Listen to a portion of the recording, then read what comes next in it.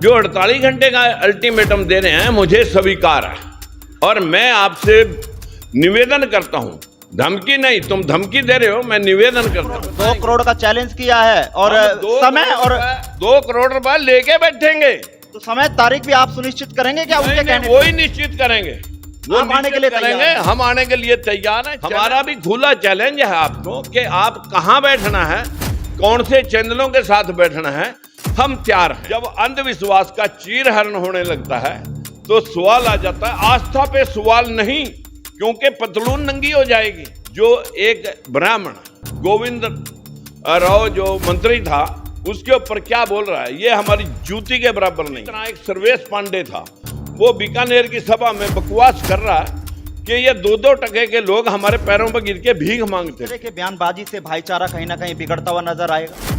ये भाईचारा नहीं बिगड़ रहा, सिर्फ चारा बिगड़ रहा। ये चारा है जिसको वो निगलना चाहते हैं, निगलते रहे। ये घर में सुंदर लड़की पैदा होगी, उसे पत्थर की मूर्ति के साथ फेरे दिलवा करके उसको मतलब जो है ना मंदिर के पुजारी उसका यौन शोषण करते थे। कोरोना वायरस से ज्यादा तकड़ा वायरस है राजकुमार सैनी समाज के। इनको वाकई ये लगता है कि ये जो अंधविश्वास है इसका चीरहरण ये वायरस काटते विरोध कर रहे हैं। ये हमारे से लेते हैं लगभग 100 जगह वोट, हमारे को देनी है ना 2 जगह वोट। धोखे रखने के लोग ये एक बारी चैलेंज करे तो सही सारे देश में। 11 जुलाई को महेंद्रगढ़ में प्रोग्राम आपका, माफी नहीं मांगी तो लगता नहीं कि उस प्रोग्राम में कहना खलल पड़ सकता है, कहना कि विरोध हो सकता है। हम तो कहें आए और समाज को जगा दें, हमारे जगाने से समाज नहीं जाग रहा। ये 2, 4, 10 वहां इकट्ठे होकर के हमारे ऊपर भी लाठियां भांजे और समाज के जो हमारे साथ लोग जुड़े हैं उन पर भी चर्चा करेंगे। राजकुमार सैनी पूर्व सांसद हमारे साथ है। नमस्कार जी राजकुमार जी। सभी दर्शकों को मेरा नमस्कार।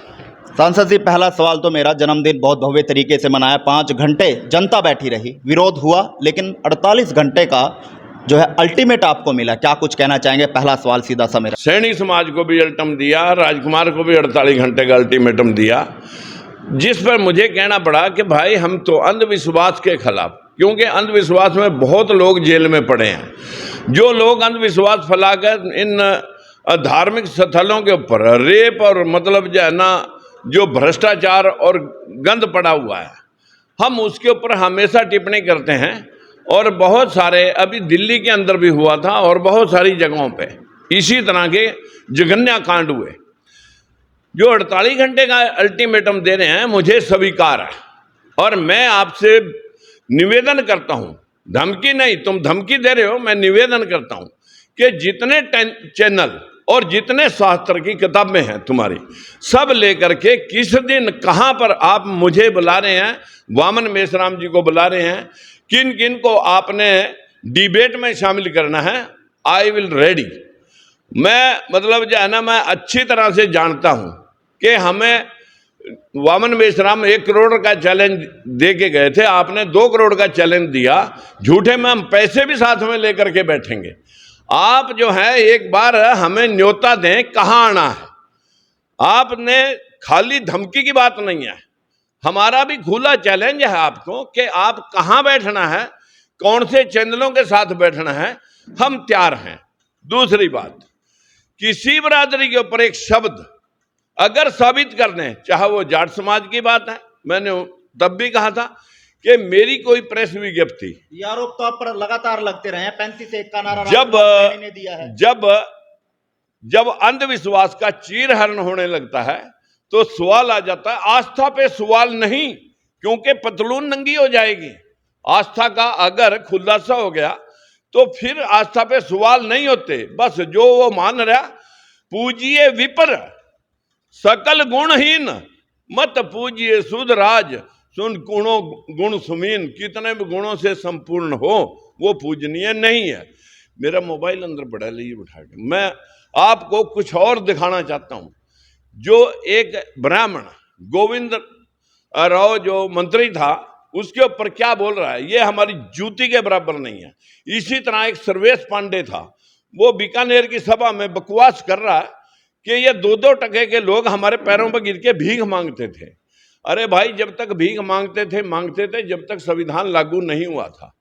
अब भी तेरी मंशा ये है कि हम भीख ही मांगते रहे तुम्हारे से और 2-2 कौड़ी के लोग बने रहे हम।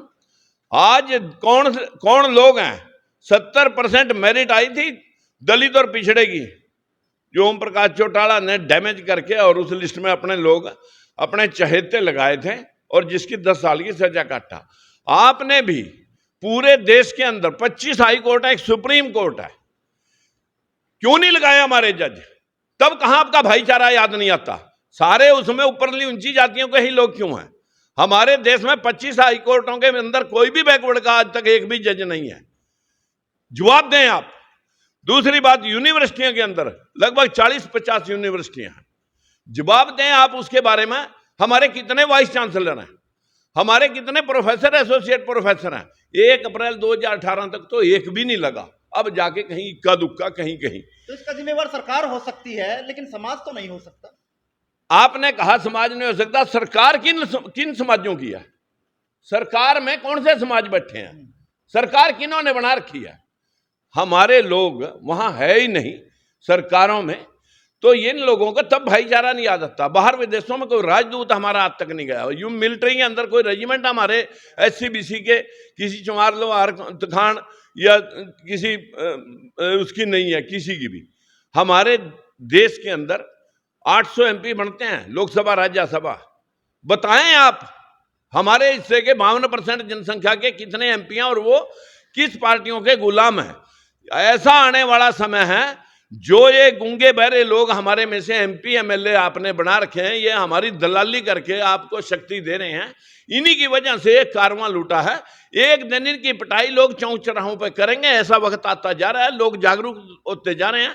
हम तो कहें आप जल्दी डिबेट रखें ताकि लोगों को पता लग जाए। सैनी साहब, लगता नहीं कि इस तरह के बयानबाजी से भाईचारा कहीं ना कहीं बिगड़ता हुआ नजर आएगा? ये भाईचारा नहीं बिगड़ रहा, सिर्फ चारा बिगड़ रहा। ये चारा है जिसको वो निगलना चाहते हैं, निगलते रहे हैं। भाईचारे की दुहाई तो वो तब देते हैं जब हम हिस्से की बात करते हैं, तब उन्हें भाईचारा नजर नहीं आता, सिर्फ चारा नजर आता है। ढोल गवार सुधर पशु नारी, सकल ताड़ना के अधिकारी के ढोल को जैसे पीट के काम लिया जा सकता है, उसी तरह नारी को, शूद्र को, पशु को और गुमार को पीट के काम लिया जा सकता है। जिस मनु की यह दुहाई दे रहे, उसने तो नारी जाति, संपूर्ण नारी जाति को नीच कहा है। वो अपनी मां और बहन को भी नीच बता रहा है। कैसे शास्त्रों का वर्णन करें? आए वो सारे शास्त्र लेके, हम बैठेंगे डिबेट में। 2 करोड़ का चैलेंज किया है और समय और 2 करोड़ रुपए लेके बैठेंगे, तो समय तारीख भी आप सुनिश्चित करेंगे क्या? उनके कहने वो ही निश्चित करेंगे, वो आने के लिए करेंगे। हम आने के लिए तैयार हैं। चैलेंज हो, जहां मतलब जो है ना खुला ओपन डिबेट होगा, जहां 10 चैनल बुलाएं, उन 10 चैनलों में जहां उनके लोग बैठे हैं उनको बुला लें, हम उनको खोल देंगे। हमारे तो आप जैसे यूट्यूबर ही मिलेंगे 2-4। राजकुमार सैनी जी, आपने कहा अंधविश्वास पाखंड के खिलाफ मेरी लड़ाई है, लेकिन लगता नहीं कि आपको जिस तरह से समय बीतता जा रहा है तो कहीं ना कहीं भावनाओं से भी खिलवाड़ होता हुआ नजर आ रहा है? देखिए, आपको नायक साहब ये लगता होगा, इस देश को भावनाओं के माध्यम से ही लूटा गया। इस देश के अंदर जो बेअदबी, बेकदरी और जो सम्मान को धराशायी किया गया निचले तबके के, ये तो इनकी तो बहन बेटियां भी शादी हो गए सीधी घर नहीं जा सकती थी। उनका मंदिरों में शुद्धिकरण होता था। यहाँ नारी जाति को जला दिया जाता था, जिसपे अंग्रेजों ने बैन लगाया था। यहाँ पर किसी घर में सुंदर लड़की पैदा होगी, उसे पत्थर की मूर्ति के साथ फेरे दिलवा करके उसको मतलब जो है ना, मंदिर के पुजारी उसका यौन शोषण करते थे। जो बच्चे जन्म लेते थे उनको हरिजन का नाम दिया जाता था। ये हरिजन, हरि की औलाद है। इस देश के अंदर जो हम कुर्सी पे बैठ नहीं सकते थे, हम शिक्षा ले नहीं सकते थे, संपत्ति रख नहीं सकते थे, ये तो लॉर्ड विल्सन ने जो है ना ये कानून बना करके 1917 में ये लागू किया।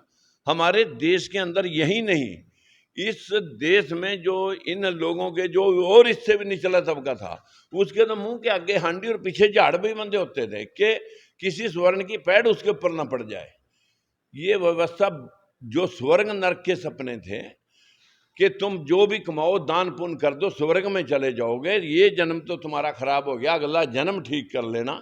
अरे यही जन्म ठीक करा दो ना हमारा, अगला जन्म तो कोई देखा नहीं। अभी स्वर्ग नरक में सब ने अपने माँ बाप के आगे, अपने बुजुर्गों के आगे स्वर्गीय लिख रखा। इसका मतलब नरक कोई है ही नहीं। जब नरकिया किसी ने लिखा नहीं, चाहे कोई चोर था, चाहे लुटेरा था, रेपिस्ट था, कोई भी नरकिया नहीं अभी तक मिला मेरे को जिसने अपने बुजुर्गों के आगे नरकिया लिख दिया हो। ये तो एक कल्पना बनाई गई है। इस कल्पना के माध्यम से मैं कहना चाहूँगा कि मेरे पास मथुरा वृंदावन के जब लोग आए कि भाई, मैंने उनसे पूछा कि तुम स्वर्ग नरक की बहुत बातें जानते हो, मेरे को कृपया आप बताएं स्वर्ग क्या है, नरक क्या है, मैं भी स्वर्ग में जाना। बोले जी हम विधि बता देंगे। मैं कहा वाला ये बताना पड़ेगा हम पीछे स्वर्ग में था कि नरक में। बोले ये नहीं बता सकते। मैं कहा मैं बता दूं स्वर्ग में मैं कहाँ था, स्वर्ग में कि नरक में। मेरी उम्र 70 साल, 70 साल पहले मैं कहाँ था, अपनी माँ के गर्भ में। कहाँ से आया, बाप के मिलने से। उससे पहले मैं बाप के स्पर्म में था। स्पर्म कहाँ से बने, खून से। खून कहाँ से आया, रोटी से। रोटी कहाँ से आई, अनाज के पेड़ पौधे से। अनाज का पेड़ पौधा कहाँ से आया, जब पंच तत्व जिन्होंने सृष्टि का निर्माण किया, जिसको हम भगवान कहते हैं, भय से भूमि, गै से गगन, वै से वायु, ऐसे अग्नि और नय से नीर, जब ये पांच तत्व इकट्ठे होते हैं तो वनस्पति सृष्टि का निर्माण होता है। कोई पेड़, जब पांचों बरसात हुई, पांचों तत्व इकट्ठे हुए तो पेड़ पौधे ने जन्म लिया।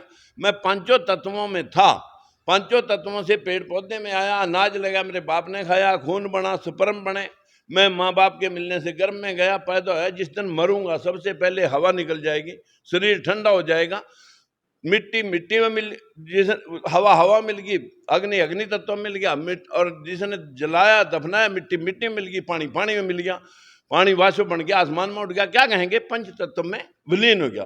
पांच ही तत्व से बना, पांच तत्व में विलीन हो गया। लेकिन शास्त्र क्या करे, शास्त्र करे कि वहां भी शास्त्र के हिसाब से जो पुजारिया वो पिंड नहीं छोड़ेगा। वो कहेगा नहीं, शरीर मरा, आत्मा नहीं मरती। वो तो जैसे कर्म करे वैसे भुगता गया, तो स्वर्गों में जाएगी या नरक में जाएगी 1,84 में। आत्मा अजर अमर है, पैदा नहीं होती, मरती नहीं। मैंने कहा यह पक्की बात है। बोले जी पक्की बात। वो 5-10 आदमी थे जो पंडे पुजारी थे, वहां 5-10 थे। मैंने कहा फिर देश आजाद होया तो सिर्फ आबादी थी 23 करोड़, 35 थी, 12 पाकिस्तान में चली गई। अब आबादी 140 करोड़। हर आदमी में तुम एक आत्मा बताते हो, 117 करोड़ आत्माएं फिर कहां से आई? उनका तो कोई सिट्टी पिट्टी गुम थी, उनको पता ही नहीं लगा। बातों को तो लेकर लोग नाराज हैं आपसे, इन्हीं बातों को लेकर तो लोगों की भावनाएं आहत होती है। ये भावना ही तो आहत हो रही हैं। ये भावना आहत कौन करवा रहे हैं, यही सवाल कर रहे हैं। और हमारे लोगों को अभी तक इन्होंने मनोरोगी बना रखा है, मानसिक रोगी बना रखा है। तो क्या उन मानसिक रोगी और उससे आजाद हो पाए आपने लोग? इसी व्यवस्था के तहत ये जरा एक मिनट आपको सुनाते हैं। शास्त्रों का ज्ञाता क्यों न हो, शूद्र कभी पूजनीय नहीं हो सकता। पूजिए विप्र सकल गुणहीना, चाहे ब्राह्मण में एक भी गुण नहीं है, एक भी वेद न पढ़ा हो, शास्त्र न पढ़ा हो, कोई ज्ञान नहीं हो, सकल गुणहीना यानी कोई गुण ना हो, सारे गुणों से विहीन हो, फिर भी ब्राह्मण पूजनीय होता है। ब्राह्मण हर हाल में पूजनीय है। ब्राह्मण होना कोई साधारण बात नहीं होती, ब्राह्मण होना कोई छोटी बात नहीं है। अगर ब्राह्मण के कुल में हम जन्म लेते हैं तो वो कोई साधारण बात नहीं है, क्योंकि ब्राह्मण को इस पृथ्वी पर देवता का रूप बताया है शास्त्रों ने। आप रामायण ही पढ़ो, रामायण में तुलसीदास जी ने स्पष्ट लिखा कि पूजिए विप्र सकल गुणहीना।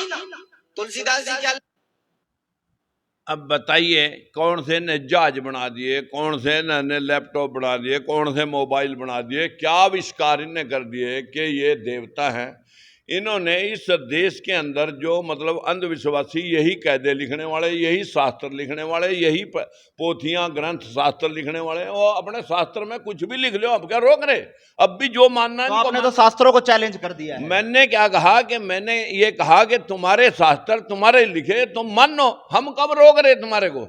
लेकिन जो बाकी के लोगों को सरस्वती लक्ष्मी पढ़ाई जा रही है, भाई अगर सरस्वती पढ़ने से ज्ञान मिलता, लक्ष्मी पढ़ने से धन मिल जाता, तो सारा धन और ज्ञान भारत में ही नहीं, बैकवर्डों दलितों के पास होना चाहिए था। बाकी तो सारी पूजा पाठ के मत्थे तो यही टेक रहे हैं ज्यादा, यही भिखारी हो गए, यही मतलब जो है ना लाचार हो गए। और बाहर America, Canada, Australia, German, Japan, Singapore, Malaysia, Bangkok, Dubai, आज जापान 100% बुद्धिस्ट कंट्री है। विश्व के अंदर 1945 में नेस्तन बुद्ध हो गया था। आज आपके सामने जो है ना, जिसने बम उसके ऊपर डाल दिए थे अमेरिका ने, आज वो भी उसका कर्जदार है। पूरे विश्व में 70% यह सारी टेक्नोलॉजी जापान की है। जापान में कोई देवी देवता नहीं। अगर इतने देवी देवता यहाँ 33 कोटि या 33 करोड़ देवियां देवते थे यहाँ पर, तो ये बार बार देश गुलाम क्यों होया? इनको तो रोक लेना चाहिए था, इनको मार देना चाहिए था बाहर के आक्रांताओं को। चलिए ये बहस लंबी है, प्रूफों के साथ मिलेंगे 2 करोड़ रख के। चलो राजकुमार सैनी जी, मेरे 2 सवाल आपसे बाकी हैं। उन्होंने ये कहा कि कोरोना वायरस से ज्यादा तकड़ा वायरस है राजकुमार सैनी समाज के लिए। इनको वाकई लगता है, इनको वाकई ये लगता है कि ये जो अंधविश्वास है इसका चीरहरण ये वायरस काट देगा, क्योंकि दूध में फटकड़ी या दूध में जमण, मतलब फटकड़ी का एक टुकड़ा ही गिरा जाता है, दूध लहदा पानी लहदा। यानी राजकुमार सैनी है जो इस तरह के पाखंड और अंधविश्वास को जो है चीरहरण वायरस बनकर जो है वो खत्म कर देंगे, चीरहरण हो जाएगा, चीरहर हो जाएगा। राजकुमार सैनी जी, उन्होंने ये कहा कि चाहे वो भाजपा के हों, चाहे वो कांग्रेस के हों, तमाम चाहे सैनी समाज के कोई भी राजनेता हों, अगर उन्होंने राजकुमार सैनी के प्रति कोई स्पष्टीकरण नहीं दिया तो 2024 में जो है वो साफ तौर पर सैनी समाज के राजनेताओं को जो है वो विरोध करेंगे। इलेक्शन में कोई भी उम्मीदवार हो उनका विरोध जो है वो किया जाएगा। आप कहाँ देखते हैं? हम तो कहें कि ये विरोध कर रहे हैं, ये हमारे से लेते हैं लगभग 100 जगह वोट, हमारे को देनी है ना 2 जगह वोट, धोके रख देंगे लोग। ये एक बारी चैलेंज करें तो सही सारे देश में, एक बारी ये चैलेंज करें इस बात को। लोग तो इनको सबक सिखाने के लिए तैयार बैठे हैं कि 100 जगह लेनी वोट ही ना हमारी, हमें तो 1-2 जगह देनी कहीं। हमारा भाईचारा कायम है। जो ब्राह्मण खेती कर रहा, नौकरी कर रहा, कारोबार कर रहा, वो हमारा भाई है। दिन और रात हमारे उससे कितने लेन देन है। जो ये रोटियां सेकने वाले लोगों को मूर्ख बना करके अंधविश्वास के नाम पर रोटी सेकने वाले, जो बार बार कह रहा, हमें कहता है 4 बजे से कटोरा ले खड़े हो जाते हैं। अरे आप नहीं खड़े होते, हमारे लोग जाएगा वहां मंदिर में लंबे पड़ जाते हैं आपके आगे। जो 5वीं फेल पंडा पुजारी भी है उसके आगे BA पास बच्चा मत्था फुड़वा रहा, फिर अमेरिका इंग्लैंड के जा रहे। भाई यहाँ मंदिरों में ही मत्था टेक लो ना, क्या जरूरत है? इंग्लैंड में, अमेरिका में, कनाडा, ऑस्ट्रेलिया तुम लोग लाखों बच्चे दौड़े जा रहे, यहाँ इतने मंदिर आए नहीं मैं लंबे पढ़ करके यहीं रोजी रोटी मांग लो, यहीं सारी आजीविका मांग लो, यहीं धन माल मांग लो, वहां जाने की क्या जरूरत है जब इनके पास इतनी करिश्मे हैं। राजकुमार सैनी जी, क्या इतने लोग जगा दिए हैं आपने, इतने लोगों को जागृत आपने कर दिया कि 2024 में CM की कुर्सी पर बैठ पाएंगे? लोग इतने जुड़ चुके हैं कि नहीं जुड़ चुके? देखिए 150 साल पहले फूले साहब ने जब शिक्षा के ऊपर गुलामगिरी लिखी थी तो उस वक्त लोग उसके ऊपर कीचड़ डालते थे, स्कूल में जाने के लिए 2 साड़ी ले जानी पड़ती थी। आज वही पार्टियां, उन्हीं के मुखिया फूले साहब और अंबेडकर साहब की फोटोआं लगा करके हमें मूर्ख बनाने का पूरा प्रयास करते हैं। ये प्रयास जब तक बादस्तूर जारी रहेगा, जब तक अपने लोग इस कच्चे छलावे में इनके आते रहेंगे। हमारा मकसद है बैकवर्ड शेड्यूल कास्ट की जनसंख्या, अगर हम ये कहें कि हमारे में से कुछ लोग जागृत हो गए, वो लोग आजकल इनके पाखंड से दूर हैं, चमार भी दूर है, और मतलब ऐसी कैटेगरी में जहाँ वाल्मीकि धानक है वो भी जागरूक है, और हमारे बीच में से जाट भी जागरूक है, सरदार भी जागरूक है। बाकी के लोग अभी इनकी लपेट में हैं, और जब तक वो लपेट में रहेंगे वो राज की तरफ देख भी नहीं सकते। जो लोग, जो जातियां जागरूक हुई हैं वो आगे बढ़ गई हैं। 11 जुलाई को महेंद्रगढ़ में प्रोग्राम आपका, माफी नहीं मांगी तो लगता नहीं कि उस प्रोग्राम में कहना खलल पड़ सकता है, कहना विरोध हो सकता है? हम तो कहें आए और समाज को जगा दें। हमारे जगाने से समाज नहीं जाग रहा। ये 2, 4, 10 वहां इकट्ठे होकर के हमारे ऊपर भी लाठियां भांजें, और समाज के जो हमारे साथ लोग जुड़े हुए उन पर भी भांजें, ताकि इन लोगों का पता लग जाए कि ये लोग जो भी अंधविश्वास का चीरहरण करने के लिए निकलता है। रविदास का इन्होंने कत्ल किया। गुरु गोविंद सिंह के बच्चे दीवारों में चढ़वाए कौन थे? देश के अंदर गुग्गा मेढ़ी की बात लोग पूजा करते हैं, उसका लठ किसने बजवाया था? देश के अंदर जो, अगर हम इन सारी चीजों की बात का खुलासा करेंगे तो जो लोग इस तरह का अंधविश्वास फैलाएगा लोगों को गुमराह करते रहे, वो हमेशा इस तरह के चलिए षड्यंत्र अंत में राजकुमार सैनी जी, जिन लोगों ने चैलेंज दिया उनको क्या कुछ कहना चाहेंगे और क्या कुछ अनुरोध उनसे आप करेंगे? मैं तो भाइयों से अनुरोध कर रहा हूं कि भाई आपने कल चैलेंज दिया, हमें कहां आना है और कितने चैनल आप मतलब जो है ना लेके यहाँ कुरुक्षेत्र आना चाहते हो, चंडीगढ़ मीडिया हाउसेज में बैठना चाहते हो, कहाँ डिबेट होनी है, ताकि हम वामन मेश्राम को भी बुलाएं और 10 और मंत्री संतरी हमारे इस मिशन पे काम कर रहे हैं, हम उनको भी बुलाएंगे। हमें 2-4 दिन आप देना, 2-4 दिन के लिए 48 घंटे में तो आप इकट्ठे हो लो, मेरे से जो डिबेट करनी आएगा अभी कर लो। 48 घंटे का तो समय यही है। आप आए, मैं तो इसी में जो कहना था मैंने बोल दिया। शास्त्रों का खुलासा कराना है तो हम शास्त्र लेके बैठ जाएंगे, आप भी अपने की सफाई देना। पढ़ बाबे का नाम तो बता नहीं सकते आपको, 10,000 तक का, 10,000 साल या 20,000 या लाख साल तक का आपके पास इतिहास है। लोग जो है ना अपने पड़बाबे का नाम जान देनी, और शास्त्रों की बात कर रहे हैं। शास्त्रों की बात। चलिए बहुत बहुत धन्यवाद राजकुमार। नमस्कार। ये थे हमारे साथ पूर्व सांसद राजकुमार सैनी, जिन्होंने बेबाकी से तमाम सवालों के जवाब दिए, लेकिन साफ तौर पर खुली चेतावनी भी दी है और अनुरोध किया है कि जो भी उन्होंने चैलेंज दिया है, जो अल्टीमेट दिया है, उनको उसको मंजूर है और जो भी डिबेट वो रखना चाहते हैं, कहीं भी रखना चाहते हैं, राजकुमार सैनी आने के लिए तैयार है।